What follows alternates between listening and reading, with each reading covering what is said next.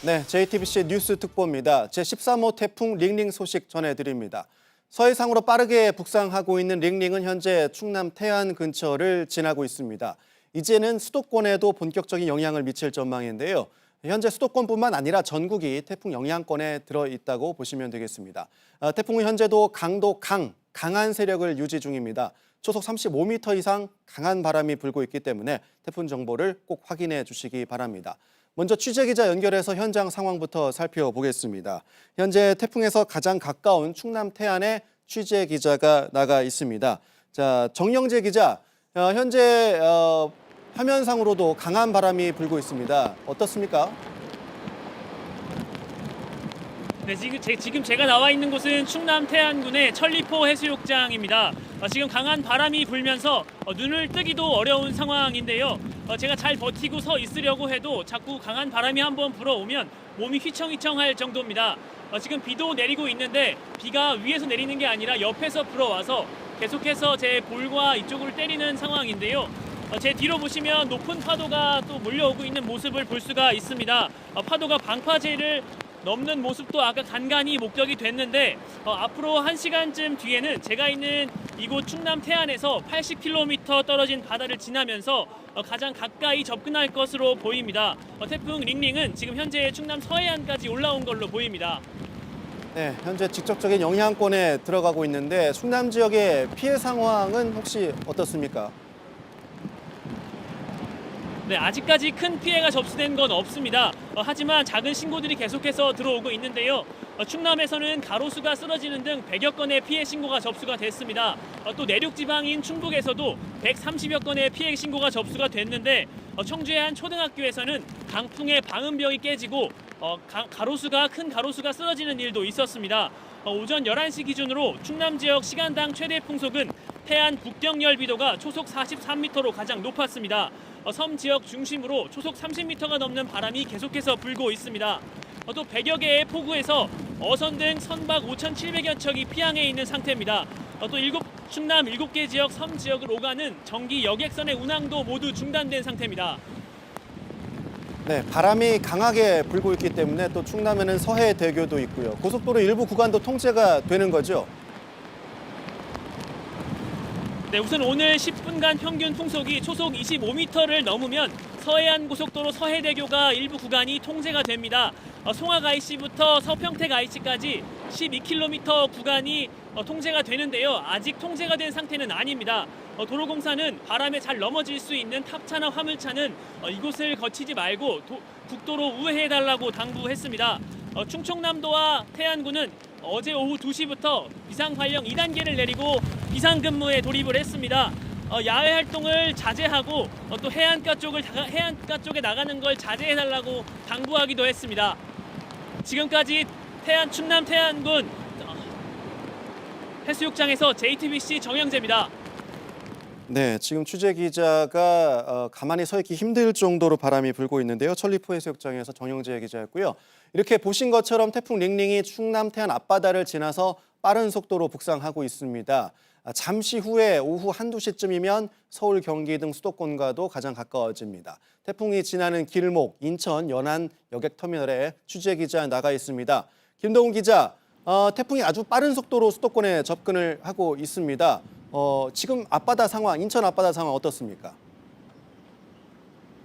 네, 인천에는 새벽부터 빗방울이 오락가락했는데요. 지금은 잠시 비가 멈췄습니다. 하지만 시간이 지나갈수록 바람이 점점 거세지고 있어서 태풍이 가까이 다가오고 있는 것이 느껴집니다. 지금 제 뒤로 인천항 앞바다에 경비함 한 척이 떠 있습니다. 서해5도 특별경비단 소속 경비함정인데요. 혹시 모를 바다 위 안전사고에 대비해 비상근무를 서고 있는 모습입니다. 서해안을 따라 북상 중인 태풍은 앞으로 2시간 뒤면 서울과 가장 가까워집니다. 인천 앞바다 서북쪽 110km 지점입니다. 이때 인천뿐만 아니라 서울, 경기, 강원까지도 태풍의 강풍 반경에 들어갑니다. 피해에 주의해야겠습니다. 네, 이제부터는 수도권이 최대 고비를 맞게 되는 건데 수도권이 태풍의 직접 영향권에 들어가는 게 7년 만이라고 볼 수 있는 거죠? 네, 그렇습니다. 인천 등 수도권 전역에 태풍 경보가 내려진 건 오전 7시부터입니다. 오전 10시 30분 기준 현재 인천 영흥도에 기록된 최대 순간 풍속은 초속 18.5m였습니다. 아까 전남에서 기록된 초속 52.5m 강풍까지는 아니어도 매우 강한 바람이 예상됩니다. 기상청은 태풍의 중심이 서울과 가장 가까워지는 오후 2시 이 중심 부근의 최대 풍속은 초속 45m까지 올라갈 것으로 전망하고 있습니다. 이처럼 수도권 전역이 태풍의 직접 영향권에 드는 건 지난 2012년 이후 7년 만입니다. 태풍 북상으로 이곳 인천항 여객터미널에서 백령도 등 서해 5도를 오가는 여객선 운항도 모두 통제 중입니다. 그리고 벌써부터 이 수도권에서도 강풍 피해 신고가 들어오고 있다고 하는데 어떤 내용들입니까? 예, 그렇습니다. 오늘 인천 옹진군과 광화군에서는 바람으로 가로수가 쓰러지고 간판이 떨어지는 피해 신고가 접수됐습니다. 이 밖에도 건물 외벽이 무너지고 쓰레기 수거장이 바람에 날아가는 피해도 있었습니다. 오전 10시 기준 강풍으로 모두 24건의 피해 신고가 접수됐지만 다행히 인명피해는 없었습니다. 태풍이 수도권을 벗어나는 오후 3시 이후라도 해안가 접근은 피하고 가급적 외출은 삼가는 게 좋겠습니다. 지금까지 인천항 연안 여객터미널에서 JTBC 김도훈입니다. 네, 이번엔 서울의 태풍 대비 태세를 살펴보도록 하겠습니다. 서울 안양천에 취재 기자 나가 있습니다. 홍지용 기자, 현재 바람의 영향 어느 정도 느껴집니까? 네, 지금 안양천에 나와 있는데요. 30분 전부터 비바람이 몰아치기 시작했습니다. 그 전까지 1시간 전만 해도 비가 올락말락한 상황이었는데요. 지금 보시다시피 제 뒤에 있는 나무들도 지금 상당히 지금 바람에 많이 날리는 모습 보실 수 있고요. 그리고 나무뿐만 아니라 이른 시간에는 여기 조깅하거나 자전거를 타는 사람들도 상당히 많았는데 지금은 모두 들어간 상태입니다. 근처 공사 현장에 있었던 인부들도 모두 자리를 피했습니다. 네, 아직 직접적으로 태풍이 영향을 주고 있지는 않은 상황인데 그래도 바람이 좀 불고 있기 때문에 현재까지 확인된 피해 상황 혹시 있습니까? 네, 서울소방재난본부가 아직까지 인명피해는 없다고 밝혔는데요. 공식 피해 집계는 12시 이후 공개할 예정이라고 합니다. 현재 그 오전에 가양역의 한 건물에서 옥상 가벽이 바람에 밀려서 도로로 추락하는 사고가 있었습니다. 그래서 가벽이 무너져 내렸는데 다행히 인명피해는 없었습니다. 서울은 오늘 오전 7시에 태풍 경보가 울렸습니다. 태풍 경보가 울렸지만 서해안보다는 상대적으로 늦게 태풍의 영향을 받기 시작했습니다. 그렇지만 30분 전부터 갑자기 비바람이 강해지고 있기 때문에 계신 분들은 모두 집안의 창문을 닫아주시고 좀 각별히 외출을 삼가시는 것이 좋을 것 같습니다. 네, 이제부터 수도권도 태풍의 고비가 될 것이다 이런 얘기가 나오고 있는데 서울은 언제가 가장 고비가 될까요? 앞으로 3시간 정도가 가장 고비일 것으로 기상청은 보고 있는데요. 오늘 오후 2시쯤에 태풍이 서울에 가장 가까워질 것이라고 보고 있습니다. 이때 순간 최대 풍속이 초속 40m에 가장 이를 것으로 보고 있는데 특히 비보다도 바람이 더 문제일 것으로 보입니다.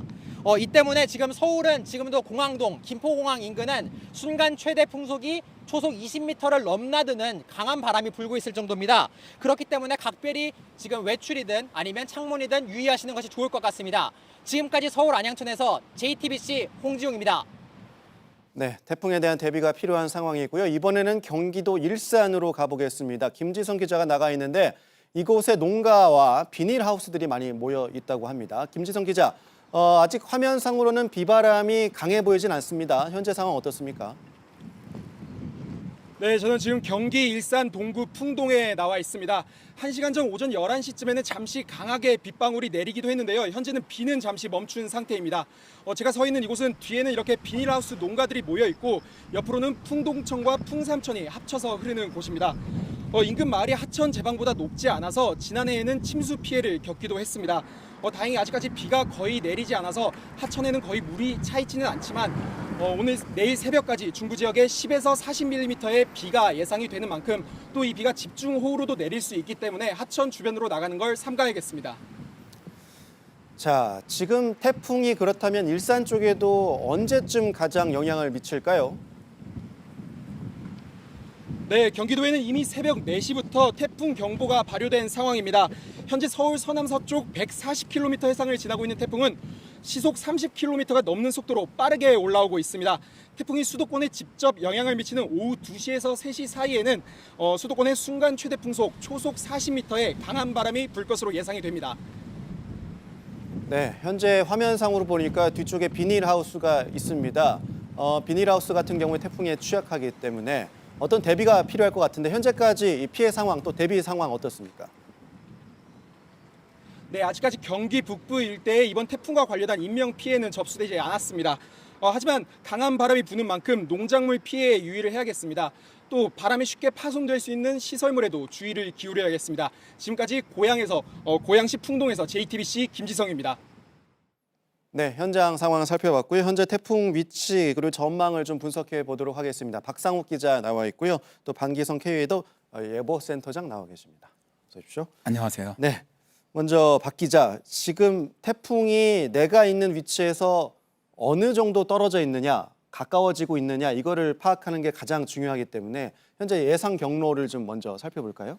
네, 일단 지금 현재 태풍은 이 태안 앞바다를 지나고 있습니다. 네. 중심 최대 풍속은 초속 37m로 아침 시간보다 2m가량 느려졌지만 이 정도 속도도 여전히 강도 강에 속합니다. 예. 강풍 반경은 380km에 달하면서 서울을 비롯한 수도권 지역도 이 반경 안에 들어가게 됐습니다. 시속 40km 넘는 속도로 빠르게 북상하면서 태풍의 중심은 잠시 후인 오후 2시 인천을 비롯한 수도권과 가장 가까워지고 오후 3시쯤 서울과 불과 110km 떨어진 채 북한에 상륙할 전망입니다. 저희가 이 경로 지도에 초속 25m가 넘는 바람이 부는 것으로 예상되는 지역을 따로 표시를 해드렸는데 보시면 인천과 경기 서부뿐 아니라 서울 서쪽 지역 역시 여기에 포함이 됩니다. 오늘 아침까지만 하더라도 서울은 이 범위에 들어가지가 않았었는데 각별한 주의가 필요하겠습니다. 자, 근데 이 태풍이 지금 계속 위력이 조금씩 강해지고 있기 때문에 요거까지 좀 얘기를 해주시죠. 태풍의 위력이 왜 이렇게 커진 겁니까? 네, 일단 통상 태풍이 북상하면서 서해를 지날 때에 이제 힘이 빠르게 빠지곤 했었는데 네. 이번엔 힘이 빠지는 속도보다 오히려 북상하는 속도가 더욱 빨랐습니다. 그러다 보니까 서해를 지나 북한에 상륙을 할 때까지도 강도 강의 상태를 유지하게 될 걸로 보입니다. 그런데 이번 태풍을 놓고 이제 비태풍보다는 바람 태풍이다라는 이야기도 많이 나오고 있는데요. 네. 그런데 이제 비로 인한 우려는 없다라고 규정 짓기는 아직까지는 조금은 조심스러운 부분이 있습니다. 예. 당장 지금까지의 강수량만 보더라도 제주도에선 시간당 최고 41.5mm의 폭우가 쏟아졌습니다. 보통 저희가 시간당 20mm 이상의 비가 예상될 때 집중호우에 주의해야 한다라고 하는데 그보다 2배 넘는 양이 짧은 시간에 쏟아진 겁니다. 제주뿐 아니라 전북 무주엔 시간당 37mm의 비가, 경남 지리산엔 시간당 34.5mm의 비가 쏟아졌습니다. 이제 앞으로의 강수 상황을 예상한 레이더 영상을 함께 보실 텐데요.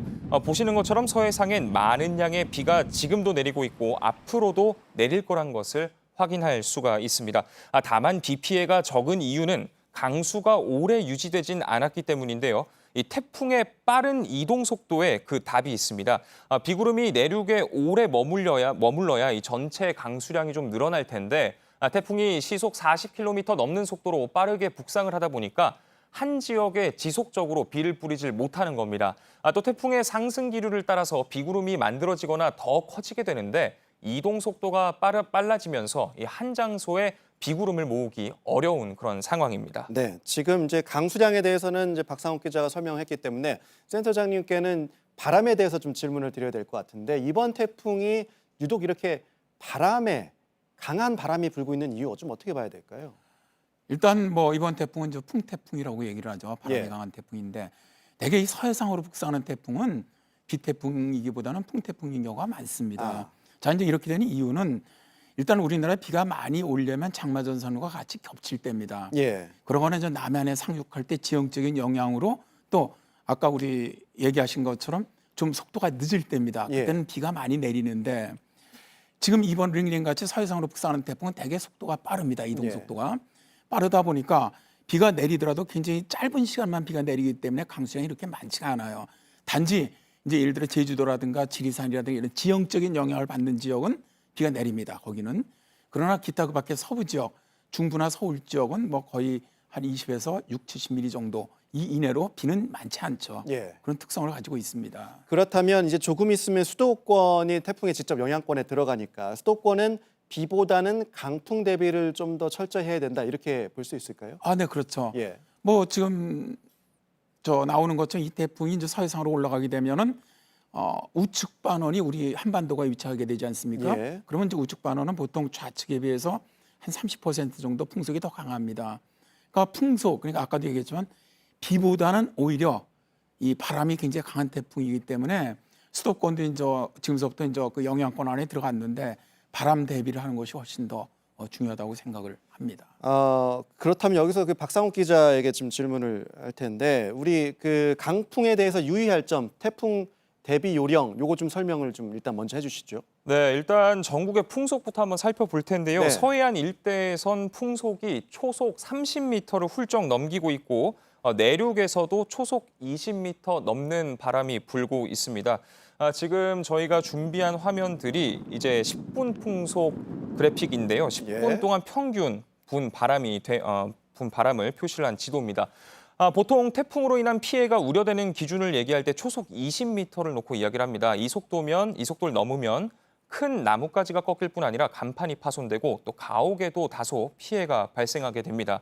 또 초속 25m가 넘으면 나무는 뿌리채 뽑히고 가옥엔 큰 피해가 일어나게 됩니다. 이 정도부터는 통상 내륙 지방에선 보기 드문 그런 상황입니다. 그런데 지금 저희가 말씀드리는 풍속, 앞서도 말씀드렸지만 10분 풍속입니다. 흔히 저희가 풍속이 얼마다라고 할 때는 이 10분 풍속을 기준으로 말씀을 드리는데 10분 동안 바람의 평균 속도를 나타내는 겁니다. 이 순간 최대 풍속은 말 그대로 어느 한순간 갑자기 돌풍이 일어났을 때의 그 순간의 속도인 거죠. 이처럼 강한 바람을 안고 태풍이 찾아올 때의 행동 요령 그럼 설명을 드리도록 하겠습니다. 태풍이 지나는 동안엔 외출을 삼가고 가족이나 이웃과 연락을 하면서 서로의 안전을 확인하는 것이 중요합니다.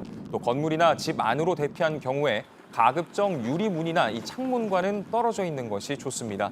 강풍으로 인한 피해를 막기 위해서인데 가급적 창문이 없는 안쪽으로 이동하는 것이 좋습니다. 또 밖에서 차량을 운행 중인 경우 속도를 줄이고 하천 인근이나 다른 침수 위험 지역은 피해야 합니다. 또 농촌 지역에선 논둑이나 물골을 확인하는 일을 삼가야 하고 운행 중인 선박의 경우엔 주변의 다른 선박이나 해경에 현재의 위치를 알려준 뒤 태풍 이동 경로에서 최대한 멀리 대피해야 합니다. 네. 지금 박상욱 기자가 10분 최대 풍속에 대해서 설명을 했는데 또 최대 풍속, 순간 최대 풍속이라는 것도 있어요. 이게 순간 최대 풍속이 조금 더 높게 나타나고 10분 최대 풍속은 조금 낮게 나타나는 하지만 10분 최대 풍속이 더 중요하다 이렇게 박상욱 기자가 설명을 했는데 이 차이점을 좀 얘기를 좀 해주시죠. 일단 뭐 10분 그 평균 풍속 같은 거 말씀하신 대로 자 바람이 이제 우리가 풍속계를 보면은 기록을 할 때 네. 탁탁탁탁 이렇게 이제 계속 칩니다. 그러면 이제 그걸 10분 동안을 쭉 평균을 낸 것을 우리가 이제 평균 풍속이라고 얘기를 하는 것이고요. 네. 순간 최대 풍속은 탁 하고 강하게 갑자기 치는 그거를 이제 순간 피크가스트라고 부르죠. 돌풍이라고도 하는데 실제로는 뭐 여러 가지 이제 통계 자료나 이제 실제로 이제 그 계속 풍압에 그러니까 바람에 좀 일정한 그런 압력을 갖다 우리가 계산할 때는 평균 풍속이 굉장히 중요하고요. 예. 그러나 실제로 어떤 이 물체에다가 순간적으로 강한 힘을 주는 건 순간 최대 풍속이 그에 영향을 많이 줍니다. 그러니까 순간에 탁 칠 때 그때 부러지는 거거든요. 나무가 뽑히고 예. 그러니까 일정하게 불 때도 물론 뽑히지만은 그래서 이 순간 최대 풍속을 꼭 태풍 같은 때는 발표를 하고 예측을 하는 것이 바로 그런 이유 때문입니다. 자, 지금 우리나라가 태풍의 오른쪽에 위치해 있죠. 그래서 위험 반원이다 이렇게 얘기를 하고 있는데 태풍이 이제 반시계 방향으로 돌다 보니까 더 위험하다 이렇게 얘기가 나오고 있는데 이것도 좀 설명을 좀 해주실까요? 일단 우측이 위험한 것은 태풍이 이제 반시계 방향으로 돌지 않습니까? 예. 근데 이 태풍은 어디를 갖다 따라 올라오느냐면 북태평양 고기압 가장자리로 따라 올라옵니다. 예. 그럼 북태평양은 시계 방향으로 바람이 불어 나가거든요. 이 얘기는 뭐냐면은 태풍 자체의 바람에다가 북태평양 일반유가 더해지는 겁니다. 우측은. 예. 이 두 바람이 더해지는 것이고 자 이제 태풍의 좌측 반원으로 가면 태풍은 자 이렇게 해서 이제 꺾어져 들어가는데 예. 여기는 편서풍이 들어오지 않습니까? 네. 저 서쪽으로부터는 그러다 보니까 이 두 바람이 만나면서 감쇄가 됩니다. 그러다 보니까 태풍이 지나갈 때 그 우측은 좌측에 비해서 평균 한 30% 이상 풍속이 강하게 되는 것이죠. 오른쪽이 바람이 편서풍의 영향을 받아서 더 강해진다는 거죠. 그러니까 자기 태풍 자체의 바람에다가 북태평양 고기압의 일반유라고 우리가 얘기를 하고요. 예. 그게 더해지는 것이고요. 이 방송에서 다 편서풍이라고 말씀하시는데 네. 좌측이 약해지는 것은 태풍 자신의 바람과 편서풍이 서로 감쇄 효과를 일으키기 때문에 그렇습니다. 네. 지금 보통 우리가 태풍을 8월 말, 9월 초에 발생하는 태풍, 가을 태풍이라고 보통 언론들은 표현을 하는데 지금까지 이때 발생한 태풍들이 우리나라에 큰 영향을 주는 경우들이 많았습니다. 이건 왜 그러는 거죠? 가장 컸죠. 뭐 1959년 지금까지 인명 피해가 2,000명이었던 그 태풍 사라, 그다음에 재산 피해가 가장 컸던 2002년에 태풍 루사, 2003년 우리나라 최고 풍속을 기록했던 2003년 태풍 매미. 네. 이게 다 9월 태풍입니다. 다 이맘때 다 지나간 태풍들이거든요.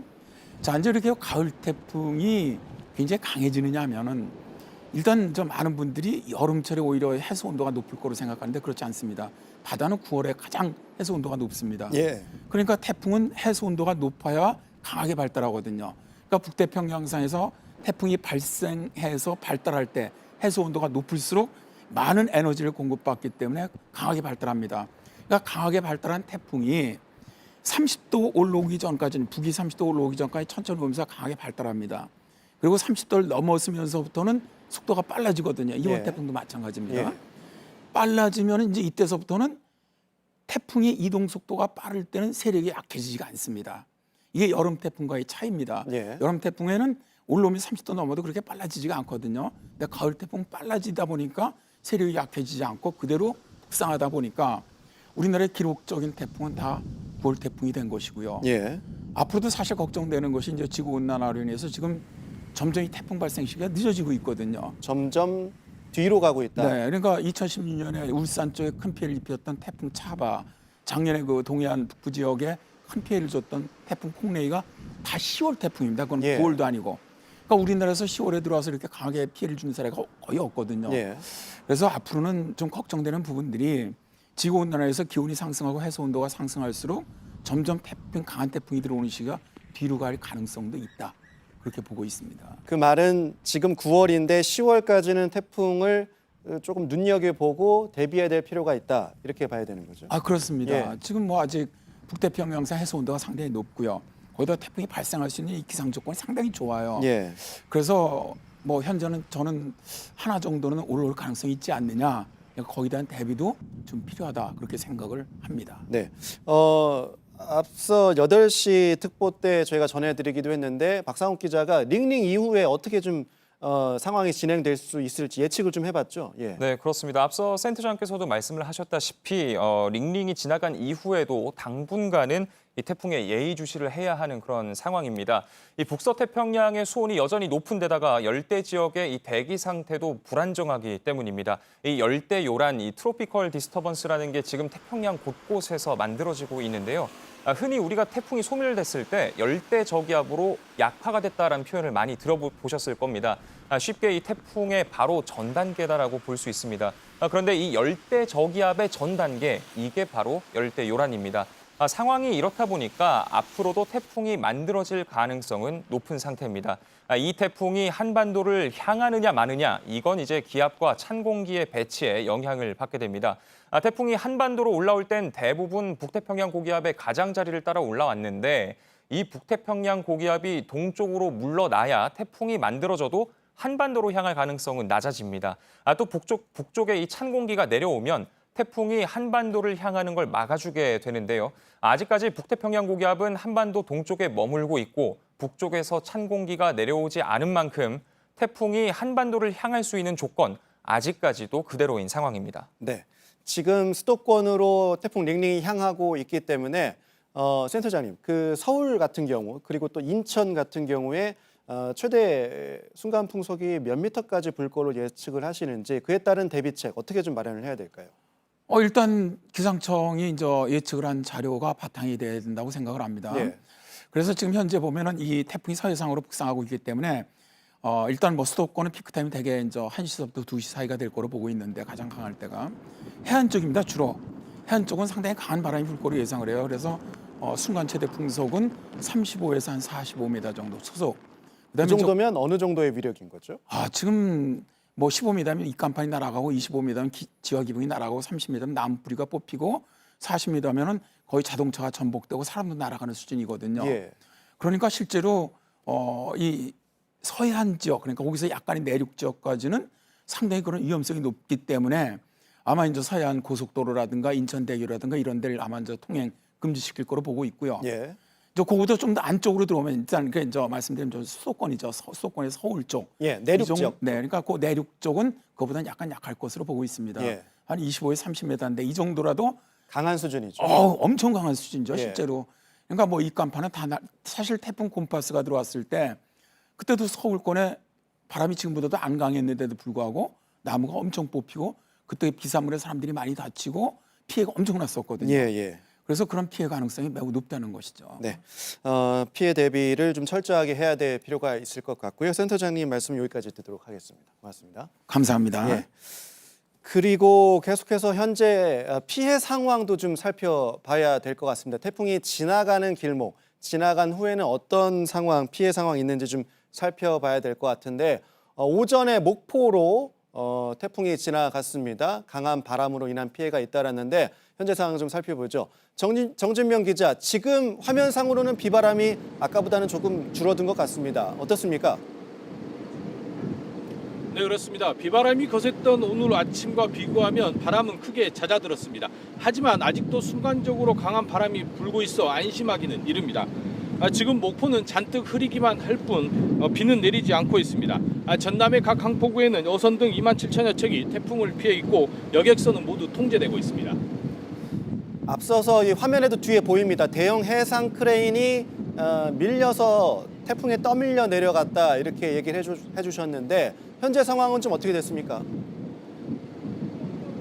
네, 뒤로 3,000톤급 해상 크레인이 보일 텐데요. 오늘 오전 강한 바람에 크레인을 고정해 놓은 밧줄이 끊겼습니다. 이 때문에 바다로 수백 미터를 떠밀려 간 건데요. 다행히 추가로 고정해 놓은 밧줄이 있어 큰 피해로 이어지진 않았습니다. 하지만 바람이 계속 불면서 수습이 쉽지 않아 관계자들이 애를 먹고 있는 상황입니다. 네, 그렇다 보니까 크고 작은 피해 접수도 계속 되고 있을 텐데 현재 상황 어떻습니까? 네, 밤사이 강한 비바람에 피해 신고가 잇따르고 있습니다. 주로 가로수가 부러지거나 간판이 떨어지는 등 강풍 피해였는데요.